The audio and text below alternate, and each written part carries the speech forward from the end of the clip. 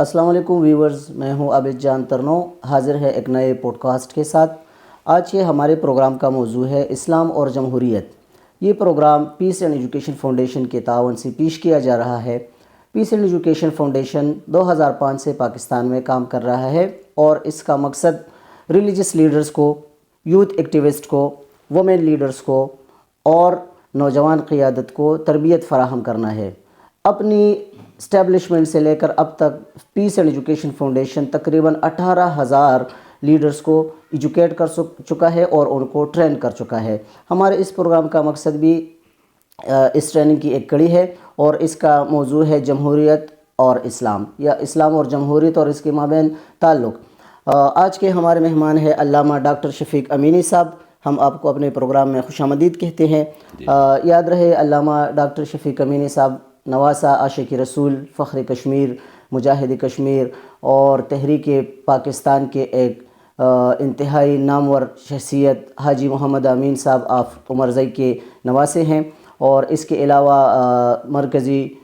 رکن ہے شورا کے تحریک لبیک پاکستان کے، اور صوبائی صدر ہے خیبر پختونخوا کے، اور سابقہ امیدوار N24 کے۔ ہم آپ کو ایک مرتبہ پھر اپنے پروگرام میں خوش آمدید کہتے ہیں اور بہت شکریہ ادا کرتے ہیں کہ آپ نے ہمیں اپنا وقت دیا۔ علامہ صاحب اگر اپنا مختصر تعارف خود کروائیں تو، اور اپنی جماعت کا تعارف کروائے، اپنی جو تاریخی شخصیت ہے جن کے ساتھ آپ کا تعلق ہے، خاندانی تعلق ہے، اس کے بارے میں تھوڑی سی روشنی اس پر ڈالے تو مہربانی ہوگی۔ جی، بسم اللہ الرحمن الرحیم۔ سب سے پہلے شکریہ عابد صاحب، اللہ کریم آپ کو سلامت رکھیں۔ جزاک اللہ۔ میرا نام محمد شفیق امینی اور چارسدہ عمرزئی حاجی آباد شریف سے تعلق ہے، اور دادا حضور عاشق صادق مجاہد کبیر حضرت الحاج محمد امین بابا جی رحمۃ اللہ تعالی علیہ، جو کہ تحریک آزادی کے اور جہاد کشمیر کے حوالے سے اور مصطفیٰ کریم علیہ السلام کے ساتھ عشق و محبت کے حوالے سے ایک بہت بڑا نام ہے، ان کا میں پوتا ہوں۔ اور جو تحریک لبیک پاکستان ہے، تو جس کی بنیاد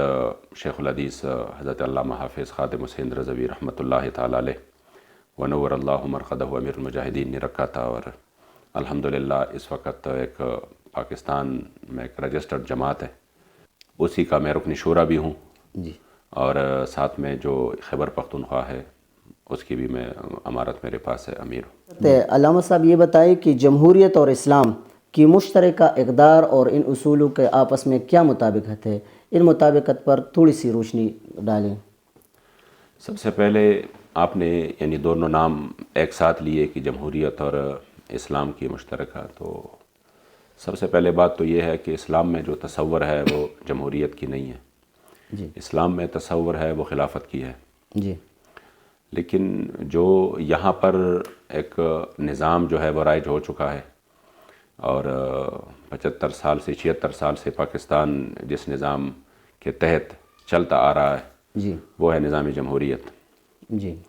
تو اس نظام کے تحت پھر مذہبی پارٹیاں بھی ہیں، جی، بالکل، وہ بھی ایک جدوجہد کر رہی ہیں، اور وہ پارٹیاں جو کہ جن کی سیاست مذہب کی بنیاد پر نہیں ہے، جی، وہ بھی اپنی سیاست جو ہے نا اسی نظام کے تحت کر رہے ہیں۔ جی، لیکن میرے خیال میں جتنی بھی اگر پارٹیاں اس طرح ہے کہ وہ بھی یعنی اس نظام کے تحت کام کر رہے ہیں، تو اس کا جو مجھے مطلب سمجھ آ رہا ہے وہ یہ نہیں ہے کہ وہ اس نظام کو دل سے قبول کر چکے ہیں، جی، یا اس کو وہ مکمل طور پہ ہر لحاظ سے جائز سمجھتے ہیں، جی، یا اس کو پاکستان کے لیے ایک بہتر نظام سمجھتے ہیں۔ میرے خیال میں اس طرح نہیں ہے، جی، کیونکہ اس کی وجوہات ہے، چونکہ اسلام جن اصولوں پہ آپ کو ایک نفاذ کی، شریعت کی نفاذ کی اور اس ایک دین کی اور نظام کی وہ تصور دے رہا ہے، تو اس میں اور اس میں کافی بہت زیادہ فرق ہے۔ جی، اصل میں بات یہاں سے اگر ہم شروع کریں کہ جو نظام جمہوریت ہے، جی، تو عام طور پہ ہم پاکستان میں جو اس وقت جس نظام کے تحت چلتے آ رہے ہیں، جی، تو اس کی اور اسلام کی جو مشترکہ اقدار ہے اس میں فرق کافی ہے۔ جی، فرق اسی وجہ سے ہے کہ کوئی میرے خیال میں موجودہ نظام کی مشترکہ اقدار جو ہمیں نظر آ رہا ہے وہ کوئی بھی نہیں ہے۔ جی، اسلام آپ کو حاکمیت اعلیٰ کی تصور دیتا ہے، صحیح، جبکہ جمہوریت میں اگر 2/3 اکثریت ایک ایسی چیز پر وہ متفق ہو جائے جی کہ وہ سمجھتے ہیں کہ اس کو بل کو ہم پاس کرتے ہیں جی تو جا کے وہی قانون بن جاتا ہے۔ بالکل یہ صحیح ہے۔ اسی طرح اگر اسلام میں جو حاکمیت اعلیٰ ہے وہ رب لا یزال کی ہے، بے شک۔ اور اگر آپ یہاں پر کوئی شریعت بل لانا چاہتے ہیں جس طرح سابقہ ادوار میں ہوئے، حسبہ بل ہوا، جی بالکل نظام مصطفیٰ بل ہوا، اس طرح، جی تو وہ سارے اگر وہ ریجیکٹ کرتے ہیں اور وہ کہتے ہیں کہ نہیں اس کو پارلیمنٹ نے ریجیکٹ کیا اور یا اس کو وہ اکثریت نہ ملی جی تو وہ قانون بن ہی نہیں سکتا، تو اس وجہ سے انہی کا میرے خیال میں کوئی مناسبت ہی نہیں ہے۔ صحیح صحیح، بہت شکریہ بہت شکریہ۔ لیکن ہم یہ کہہ سکتے ہیں کہ جو دستیاب نظام ہے موجودہ دنیا میں، جس طرح ڈکٹیٹرشپ ہے، آمیریت ہے، یا بعض ممالک میں کچھ فوجی آمیریت ہے، بعض ممالک میں جمہوریت ہے، بعض ممالک میں ایک شکل میں ہے، بعض ممالک میں دوسری شکل میں اس سے بہت بہتر ہے۔ تو اس کے مقابلے اس نظام سے اگر کوئی فوجی امیریت ہے، شہنشاہیت ہے، یا اس طرح اور بادشاہت ہے، بادشاہتے ہیں، اس نظام سے پھر یہ نظام قدر بہتر ہے۔ اچھا علامہ صاحب یہ بتائیے کہ پاکستان کا جو موجودہ جمہوری نظام ہے، جو جمہوری سیٹ اپ ہے، اس کو آپ کے خیال میں کون کون سے چیلنجز درپیش ہے اور یہ کتنا دیر پائے؟ مسئلہ یہ ہے، جو مین مسئلہ ہے جمہوریت میں، پاکستان کی جمہوریت میں، جی وہ یہ ہے کہ یہاں پر جمہوریت جو عام طور پہ ہم نے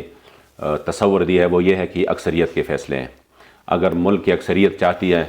کہ فلاں بادشاہ ہو، فلاں جو ہے نا پارٹی کی جو صدر ہے وہ صدر بن جائے، وزیر اعظم بن جائے اور وہ آ کے بادشاہت کرے، تو سارے ووٹ ان کو دے دیتے ہیں اور پھر آگے جا کر وہ حکومت کرتے ہیں، لیکن اسی طرح نہیں ہے۔ جی پاکستان کی جمہوریت میں جو سب سے بڑا اس وقت مسئلہ ہے وہ یہ ہے، مثلاً ایک جگہ پہ اب یہ والا حلقہ ہے، جی یہاں پہ مثلاً رجسٹرڈ ووٹ جو ہے وہ 100 ہے، جی ٹھیک ہے، جی یا 101 ہے، اس میں سے 4 بندوں نے 20-20 ووٹ لیے، ہاں 5 بندے کھڑے ہیں، بالکل 4 بندوں نے 20-20 ووٹ لیے بالکل اور ایک بندے نے جو ہے نا وہ 21 ووٹ لیے، رجسٹرڈ ووٹ 101 ہے، جی تو جو 21 ووٹ والا ہے وہ اس نظام کے تحت کامیاب ہوا، کامیاب ہوا، اس کی کامیابی کا اعلان کیا جاتا ہے کہ فلاں کو زیادہ ووٹ پڑے ہیں جی تو وہ کامیاب ہو جاتا ہے۔ حالانکہ اگر ہم دیکھیں تو صرف اسی حلقے میں 80 بندوں نے کہا کہ یہ نہیں جائے گا ایسے ہی، اور صرف 21 بندوں نے کہا کہ یہ آگے جا کر جو ہے نا وہ، تو اس میں جو 80 بندے ہیں نا ان کی رائے کو نہیں دیکھا گیا جی اور صرف 21 بندوں کی رائے کو دیکھا گیا، دیکھا گیا۔ تو یہ تو یعنی اس نظام کے تحت جو ان کا جمہوریت ہے نا، اس میں بھی اچھا یہ بھی ایک المیہ ہے جی کہ ضروری نہیں ہے، قرآن نے جگہ جگہ پہ ہمیں یہ پیغام دیا ہے بل اکثرہم لا یعلمون بل اکثرہم لا یعقلون، جی ہمیشہ اکثریت کے فیصلے ٹھیک نہیں ہوتے۔ اگر ہم یہ تسلیم بھی کریں کہ چلو یہ اکثریت کا فیصلہ ہے، جی پھر بھی اکثریت کے فیصلے جو ہے نا وہ ٹھیک نہیں ہوتے ہمیشہ۔ اب آپ خود دیکھیں، ایک بندہ ہے وہ صاحب الرائے ہے، وہ عقل و فہم رکھتا ہے، اس کو جو ہے نا وہ ایک علم ہے کہ میرے ملک کے لیے کس بندے کو آنا چاہیے، کس پارٹی کو آنا چاہیے، بالکل اس کے پاس ہے ایک آئی ڈی کارڈ، شناختی کارڈ، جی جس کے ذریعے وہ اس کی ووٹ کا اندراج ہوا ہے اور وہ اسی پر اپنا ایک ووٹ جو ہے استعمال کر سکتے ہیں۔ دوسرا بندہ ہے، اس کا بھی وہ آئی ڈی کارڈ بنا ہوا ہے، لیکن وہ ہے پاگل، جی وہ ہے دیوانہ، وہ ہے بالکل ان پڑھ جاہل، جن کو پتہ ہی نہیں کہ یہ ووٹ کی اہمیت کیا ہے، جن کو پتہ ہی نہیں، لیکن وہ جا کر ان کو کسی نے بتایا کہ آپ نے نا اس پین پہ جو ادھر نشان ہے نا اس پہ اسٹیمپ لگانا ہے، جی باقی ان کو یہ نہیں پتہ یہ نشان کس کا ہے، یہ میں اپنا رائے کس کے ساتھ شامل کر رہا ہوں۔ اس کو جو ہے نا کچھ پیسے یا ان کا ذہن بنا کے دیا گیا کہ آپ اس پہ وہ لگاؤ۔ اب اس بندے کا اور جو ایک پڑھا لکھا بندہ ہے جو نظر رکھتا ہے، اس بندے کا ووٹ جو ہے نا وہ ایک ہی، اس کی حیثیت ایک ہی ہے، ایک ہی ہے، تو پھر آپ خود بتائیں جی کہ ایک پڑھے لکھے بندے کا اور ایک عام بندے کا جس کو پتہ ہی نہیں ہے، اگر ان کی دونوں کی رائے ایک ہی ہے جی تو پھر یہ نظام کس طرح آگے چل کر لوگوں کی فلاح و بہبود کے لیے کام کرے گا؟ صحیح۔ اچھا علامہ صاحب، ہمارے ویورز جاننا چاہتے ہیں اسلام میں جو شورائیت کا نظام ہے، جو شورا کے اصول ہے، وہ ہم جمہوریت میں کس طرح اپلائی کر سکتے ہیں، کس طرح؟ مسئلہ جو سب سے بڑا ہے وہ یہ ہے کہ جو مین بنیادی ہے وہ یہ ہے کہ اگر اسلام جیسا ایک چمکتا دمکتا نظام موجود ہے، جی جس میں شورا کی بھی نظام موجود ہے، جس میں تمام حتیٰ کہ جانوروں کی بھی حقوق معلوم ہے، جس میں انسانوں کی بھی معلوم ہے، جس میں سب کچھ، اس نظام کے ہوتے ہوئے جی ہمیں یعنی دوسری طرف جانے کی ضرورت کیا ہے؟ سب سے پہلے جو ہے نا وہ اگر ہم جو ہی یہ جمہوریت کا لفظ آ جاتا ہے اس کے ساتھ فوراً جو ہے نا یہ چیز ذہن میں آ جاتا ہے کہ جب رب العزال فرماتا ہے وَمَن يَبْتَغِ غَيْرَ الْإِسْلَامِ دِينًا فَلَن يُقْبَلَ مِنْهُ وَهُوَ فِي الْآخِرَةِ مِنَ الْخَاسِرِينَ۔ اور اس طرح جو ہے نا وہ یعنی اسلام وہ نظام ہے کہ جو کہ قیامت تک کے لیے قیامت تک کے لیے مسلمانوں کے لیے بھی غیر مسلموں کے لیے بھی سب کے لیے ایک بہترین دستور العمل ہے۔ لیکن اس نظام کو چھوڑ کے اگر ٹھیک ہے لوگ آ گئے جمہوریت کی طرف جس کا وہ خمیازہ بھگت بھی رہے کہ کس انداز سے۔ اب شورائی نظام تو اسلام میں ہے کہ وہ جو صاحب الرائے لوگ ہوتے ہیں جس کو اصحاب حل وقت کہتے ہیں، اور جو صاحب الرائے لوگ ہیں انہوں نے آ کے حضرت سیدنا ابوبکر صدیق رضی اللہ تعالیٰ عنہ کی خلافت کو تسلیم کیا اور ان کی امارت کے لیے مشاورت ہوئی اور پھر ان کو امیر مقرر کیا۔ لیکن اسی نظام کو ادھر لے آنا اس انداز میں کہ آپ ایک طرف ووٹ کی بھی وہ ہوتے ہیں کہ نہیں میں نے عام سے بھی ووٹ لینا ہے، ایک جاہل سے بھی ووٹ لینا ہے اور ایک عالم سے بھی لینا ہے، اور اس کی حیثیت بھی پھر ایک برابر ہے، اور پھر اس حساب سے تو وہ شورا کس کا شورا ہوگا؟ مسئلہ یہ ہے کہ شورا تو اہل رائے کا ہوتا ہے، شورا تو وہ لوگ جو کہ شورا کے اہل ہوتے ہیں، صاحب الرائے ہوتے ہیں، صاحب الرائے ہوتے ہیں، تو پھر وہ یہاں پہ وہ لوگ بھی جا کے آپ کے آئین ساز اور قانون ساز اسمبلی کے ممبر بن جاتے ہیں، جن کو دیکھ کے بھی کلمہ نہیں آتا، جن کو دیکھ کے بھی سورہ اخلاص نہیں آتی، اور وہ بلکہ اب تو ایسے جاہل جا رہے ہیں جن کو یہ بھی پتہ نہیں کہ آئین کیا ہوتا ہے، قانون کیا ہوتا ہے، اور وہ جا کے ادھر بیٹھ جاتے ہیں۔ اکثر بل جو ہے نا وہ جب پاس ہو جاتے ہیں اور اس کے بعد اس پر کوئی قطع نہ جاتا ہے تو وہ جا کے کہتا ہے کہ ہمیں تو معلوم ہی نہیں تھا، ہم تو وہ ہمارے سامنے مسود آیا، ہم نے دستخط کیے اور وہ جا کے آئین بن گیا، قانون بن گیا۔ اب اگر کل کو اسی نظام کے تحت یہ لوگ جو ہے نا شورا کے ممبر بن جائیں تو ان کی کیا حیثیت ہوگی؟ تو میرے خیال میں کوئی مطابقت نہیں ہے، کوئی جو ہے نا وہ اس کی وہ ہو ہی نہیں سکتی۔ جب ان کی جو یعنی انتخاب کا جو معاملہ ہے اگر وہ یہی جمہوریت رہا تو پھر شورا کا بھی اللہ سوال یہ ہے کہ مستقبل میں اسلام اور جمہوریت کے تعلق کے بارے میں عوامی آگاہی کو بڑھانے کے لیے ہم کون کون سے اقدامات کر سکتے ہیں، یا ہم کہہ سکتے ہیں کہ اسلام اور جمہوریت کو کے درمیان جو فاصلے ہم سمجھتے ہیں یا آپ سمجھتے ہیں ان کو کم کرنے کے لیے، ان کو ایک دوسرے کے قریب لانے کے لیے ہم کیا اقدامات کر سکتے ہیں؟ اب یہ سوال آپ مجھ سے کریں گے تو میرا تو اس میں جواب یہ ہے کہ مستقبل میں اسلام اور جمہوریت کو ہم کس طرح لوگوں کے سامنے یہ پیش کریں کہ جمہوریت میں آپ کے لیے 1000 سال میں بھی کچھ نہیں ہے، آپ کے لیے اگر ہے تو وہ اسلام کے نظام میں ہے۔ تو جو سوال ہے وہ یہ ہے کہ ان کو قریب لانے کے لیے کیا ہوگا؟ تو میں تو سمجھتا ہوں کہ جو اسلام پسند ہے، جن کو اسلام جیسے نظام کی جس کے حوالے سے میرے مصطفی کریم علیہ السلام فرماتے ہیں لیلھا کنہارھا، کہ اسلام کی جو قانون ہے اور جو نظام حکومت ہے وہ یہ ہے کہ میں آپ کو اس کی جو دن ہے وہ تو ویسی بھی دن ہے، اس میں روشنی ہے، لیکن اس کی رات کو بھی اللہ نے اندھیرا عطا نہیں کیا، اس کی رات بھی روشن ہے، یعنی ایک ایسا نظام ہے۔ تو میرے خیال میں جب اس طرح کی ایک نظام موجود ہے تو اس نظام کے تحت اب آپ شاید اگلا سوال پھر یہ ہو کہ چلو اگر اس طرح ہے تو پھر آپ لوگ اس میں کیا کر رہے ہیں؟ آپ لوگ اس نظام کے تحت جو ہے نا وہ کیا جو آپ جدوجہد کر رہے ہیں، جو آپ ووٹوں کے لیے جا رہے ہیں، جو آپ لوگوں سے مانگ رہے ہیں، جو آپ نے ابھی اس میں کہا کہ نیفور کی امیدوار 24 کی امیدوار بھی تھے، تو ہمارا مسئلہ یہ ہے کہ ہم کہتے ہیں چونکہ ہم اس ملک میں رہ رہے ہیں، اس کی ایک آئین اور قانون ہے اور اس کے تحت ایک نظام چل رہا ہے، تو ہمارا یہ ہے کہ ہم اس نظام کو اسلام کی تابع کریں۔ وہ کیسے تابع کریں؟ اس کی وہ شکیں جو کہ اسلام کے ساتھ جن کی بالکل تضاد ہے اور ٹکراؤ ہے، اس کو ختم کر کے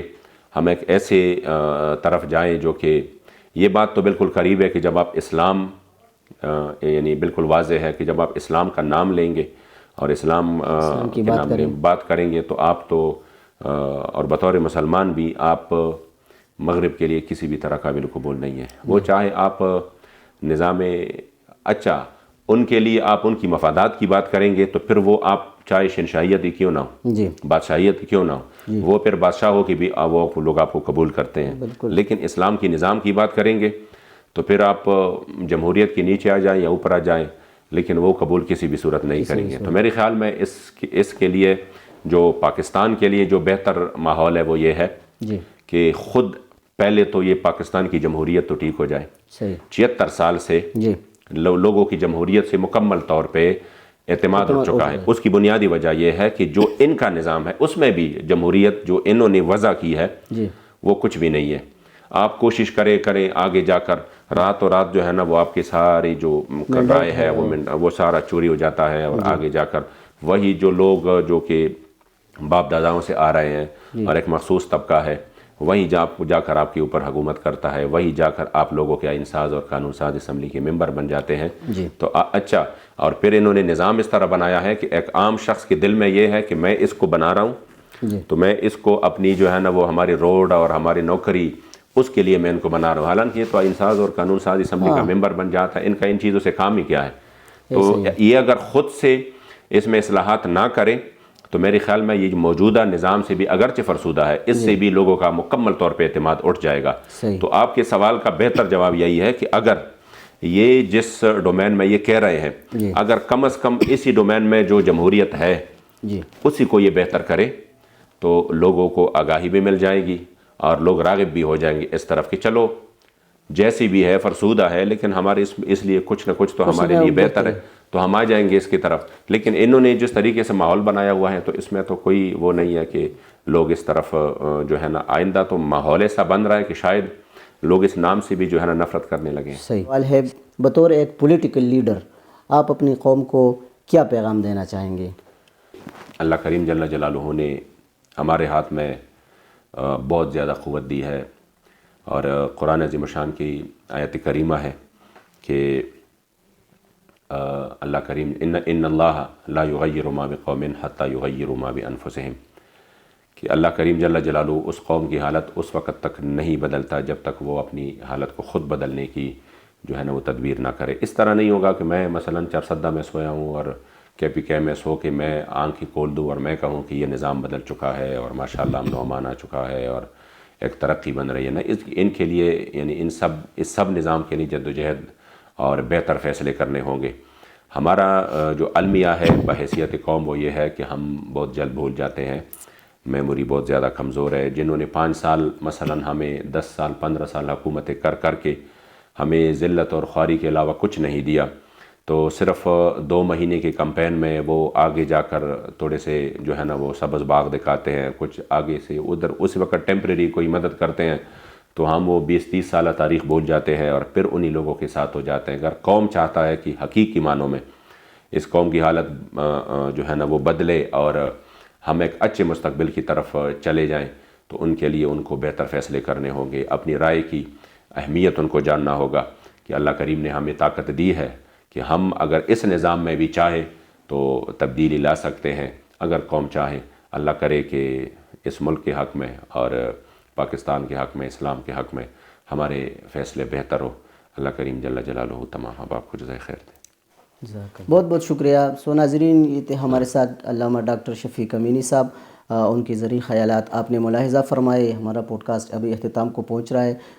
ہم علامہ صاحب ڈاکٹر امین شفیق امینی صاحب کا بھی بہت شکریہ ادا کرتے ہیں کہ انہوں نے ہمیں وقت دیا اور اپنے ذریعے خیالات سے ہمیں نوازا۔ ناظرین کا بھی شکریہ کہ وہ ہمارا پروگرام شوق سے دیکھتے ہیں۔ انشاءاللہ حاضر ہوں گے اگلے پوڈ کاسٹ کے ساتھ۔ بہت بہت شکریہ، تب تک کے لیے خدا حافظ۔